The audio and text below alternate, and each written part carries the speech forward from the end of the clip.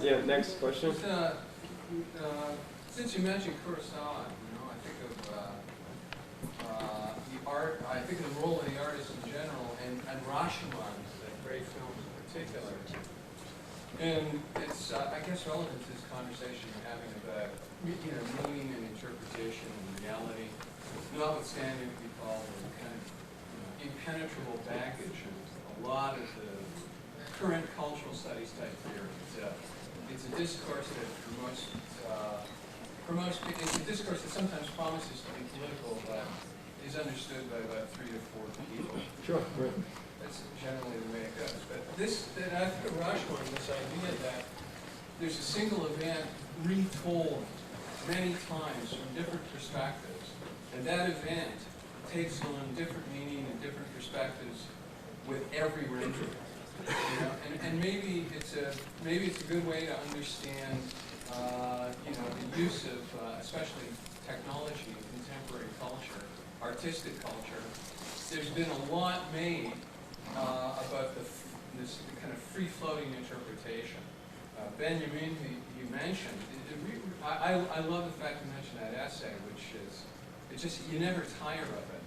And it's this idea of, you mentioned aura. He talked a lot about the possibilities of contemporary, at that time, but contemporary technology assaulting the closure of cultural production, and in fact the tyranny of high art. So he saw it as democratizing and ultimately political. There is a question in this. A lot of the new analysts of popular music and culture, especially African American, I think of the work of George Lipsitz and Trisha Rose, not African American, but Russell Potter's stuff on repetition, which is, I think, very cool.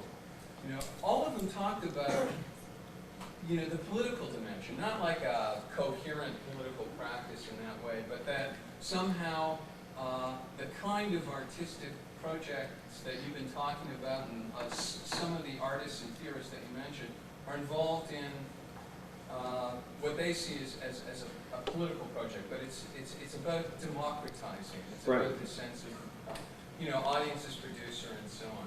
Getting rid of that line that has been almost tyrannical and separating art from everyday life, from people, the cathedrals of art and so on. And it seems that, I wonder if maybe you see contemporary projects and use of technology precisely in that term. Yeah, I mean, well, technology definitely democratizes the entire cultural ballgame. But you'll find that what people usually try and nail the sort of democratizing project of technology is the nail in the coffin is taste, and that perhaps becomes a late 20th century issue, because if meaning is meaningless, then at the end of the ball game, then it just becomes taste. What everybody kind of thinks is cool or is not cool. Bottom line. And sorry, it's yeah. interesting. But you said that meaning is meaningless. I keep thinking of this idea. I think it's in the introduction to Crash, J.G. Ballard. Right, technology. Yeah, he talked about. It's a neat little flip of an idea where he said that the fictions are around us. They're proliferating at an incredible rate. It's all a pile of bullshit for the most part. Fabrication is your word, and it's a great word. He said the role of the artist somehow is to invent the reality.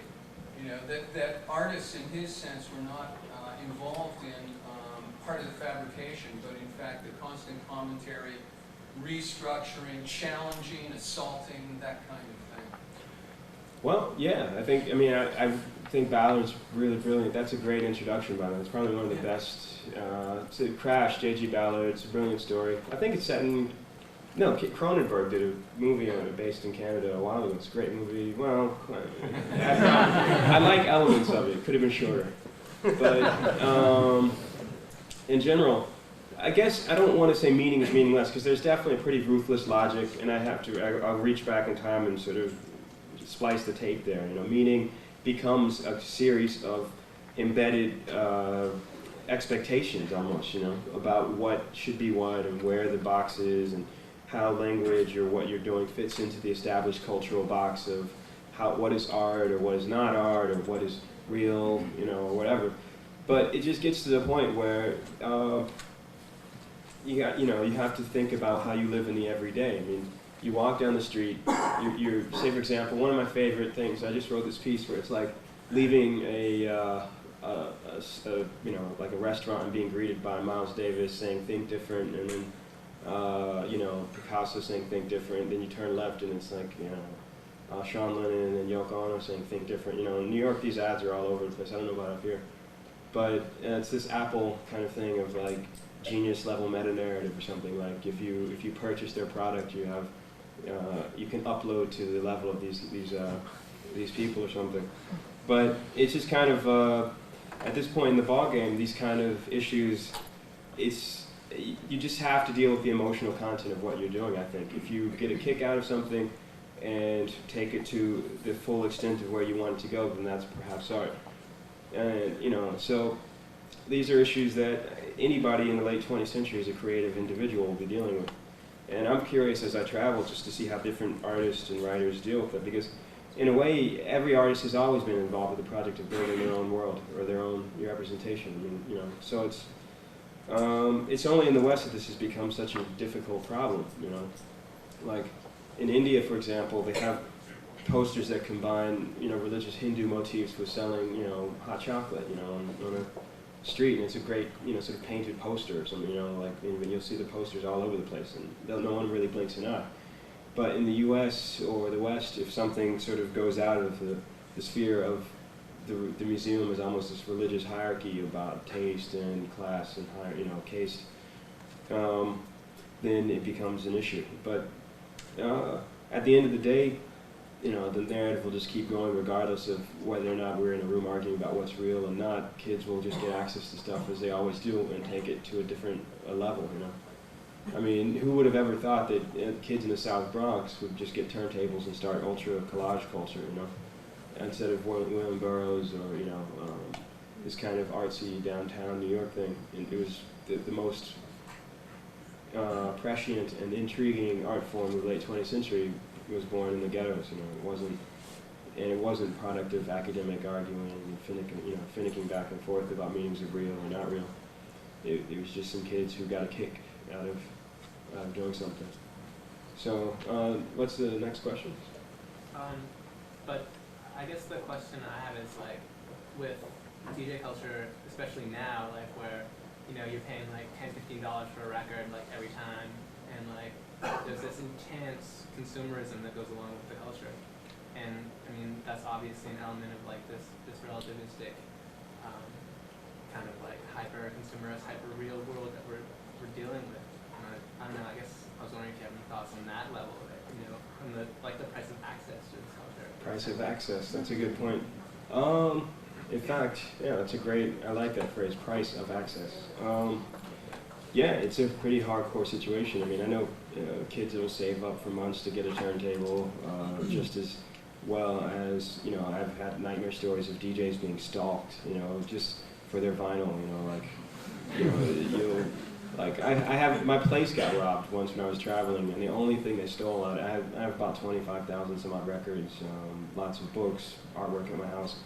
The only thing they stole was my computer and all the stuff associated with it, which was right on my desk, and they just took all my discs and files and nothing else, But it gets to the point where, yeah, the consumer situation, like the Japanese call this generation otaku, which is, it's Japanese for just total hyper-consumer. But on the other hand, look at Russia, where the anti-consumer motif just led to ultra-corruption in the government, total, repression, psychological control. So we have these two extremes going on. One collapsed and the others totally succeeded. And you get to the point where in this post-perestroika world, where the only alternative, on the other hand, is intense nationalism and maybe perhaps religious fundamentalism to get out of it. Like in Afghanistan, for example, they burned all the TVs a while ago. Did you read about that? And anyone who had access to technology above a certain level, if you didn't get rid of it or burn it, you were taken out in the street and shot. So it's a world of many meanings. As we it gets to the point where I really feel like in 20th century and as a presage to the 21st century, we'll always have these situations where meaning just becomes a process of whoever has the most guns, you know, and whatever government issue or whatever, you know, kind of secret service or you name it, can just make these rules apply and stick, or else, you know. But on the other hand, as artists, we can critique, make, and spread information, I think, you know, and that's what I was trying to sort of demonstrate by having EBN play the video, you know, like they had the CNN reliable sources, did you see them? You know, so these are all issues that are open, and on another level, that's what you can use technology to liberate or to repress, you know, control the information or just completely shatter it. Like look at Tiananmen Square in China and how they were able to get out the fact that it even was happening. You know, in the US, we've had all sorts of political, you know, stuff go on, but you never hear about it at all, you know. And so it's interesting that we have to look to other countries, but on the other hand, there's all sorts of stuff going on in the U.S. that never gets reported. And like there's a recent study in the UN about human rights abuses, and usually they always say, oh, you know, in Africa or the Philippines or China, but they actually, as a way of rebuking the U.S. is kind of a hypocritical take on all that. They did a study of human rights abuses in the U.S. and it's a recent report. It's published all over, and it's through the roof. You know, you think you live in a very industrialized country and everything, but to bring it back to your question about consumerism is, are people buying this? Do you see what I'm saying? Like the information about the information. If you give it credence and validity, then you've accepted the price of the ticket or price of access. And to be completely honest, I think on a generational level, we're probably the most apolitical. You know, most people in the U.S. don't really. Most of my friends don't. They're like, oh, voting, I don't know, or you know, yeah, it feels like it's all full of shit. Fuck it, I don't even think about it. But on the other hand, if you don't vote, then usually it's the right-wing types that do, you know. They go every fucking week, you know. vote and vote.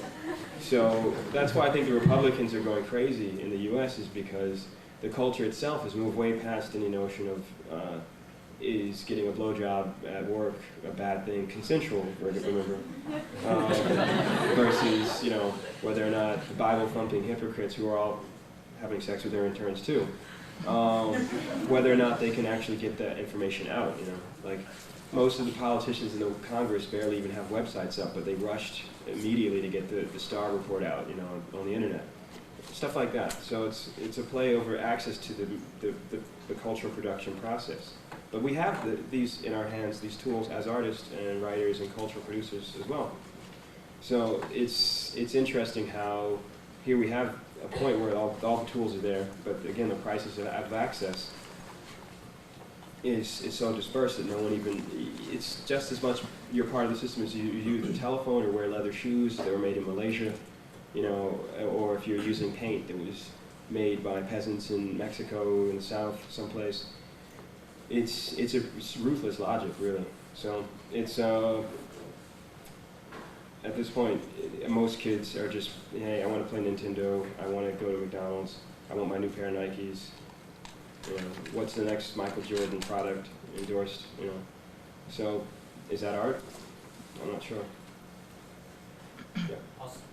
I was just wondering, listening to your stuff, like I noticed that the beat seems to take on a secondary role that a lot of other DJs and guys work at more. So I'm wondering what it means to you to work with them, work without rhythm, and why does it sort of seem to be like kind of a secondary thing for you? Well, there's a lot of issues with that. Especially in the New York downtown scene, there was kind of this tyranny of the establishments, whether it was the hip-hop establishment or the techno establishment or the rock establishment. Everyone had these kind of formal rules of procedure. And I remember like just DJing at parties in college, which is mainly where I started spinning. like the kids would come up to me and, you know, just basically act as if I was a jukebox, you know, play my request or you know, whatever. So part of me is kind of like, you know, just giving the middle finger to the whole process. I don't know. You're right. It's a bit self-indulgent in a certain sense, because if you're the DJ, you have to make sure everyone's dancing and everything's nice and smooth. But on the other hand, I like the idea of shattering the rhythm and somehow making it disjunctive and letting these weird moments seep out into the mix, you know, like rhythm clash, or suddenly the rhythm goes slower or faster. That's how, to me, when I DJ, it's kind of like a digital exorcism. It's getting these strange rhythms in my head out. And whenever you kind of think, I don't know about you, anyone else, but when I deal with my own thought processes, nothing is linear and smooth and clean. It's always, you remember things back and forth. You might remember, you'll walk down the street and you'll smell a smell, and it might not be so intense, but it'll trigger all this other stuff. Or if you're in the middle of, like, you hear a sample that you're familiar with and it goes away, you know, stuff like that. I play with that. I mean, I don't consider myself to be a conventional DJ, so I don't really, or I'm not a battle scratcher guy or something. It's a hobby, it's fun. But there are other people who really focus strictly on rhythm, and there's room for it all, really. Yep. I wanted to go back to Access for a minute. Do you broadcast your work, or where would you like to broadcast it? I haven't got around to that because I've been super busy dealing with just kind of trying to get this weird entropic DJ style out. But I'm planning on doing more broadcasts soon. I have a lot of friends who have pirate radio stations or weird radio shows. I'll give them mixtapes and I'll just play it. But I plan on starting an internet broadcasting soon. But there's only 24 hours in the day. I'm like traveling and DJing and writing a lot, so haven't got around to that yet. But I'd say internet broadcast would be perfect. But in the U.S., I don't know about Canada, but the federal government in the U.S. is extremely hardcore about tracking down pirate stations, and access to radio for public uses is also really limited. There's a good movie called Bulworth that came out a while ago. I don't know if anybody saw it. And Warren Beatty was just talking about how the federal government had sold the airwaves for billions of dollars, you know, every month. I mean, you realize every single second you're even tuned to your radio, that's thousands of dollars, just like abstract money, keeping that frequency there. You know, and also you got to remember, even the TVs that we watch, the frequency spectrum that's available for visual, you know, media is basically huge, but you're limited to a couple channels that are precisely controlled and paid for. And the TV should just be like a radio dial where you can get those little in-between places, but they don't even build a TV that you can access the in-between channels, you know what I mean? So to me, the in-between channel is the mixtape and getting that out. And sort of bypassing the established hierarchies of how music is normally gotten out, whether it's a major label, which I can use too as a tool. And I don't mind putting my stuff out on a major label or a smaller label, or just making my own stuff and giving it out for free, which I do a lot too. So that's why I broadcast at the moment.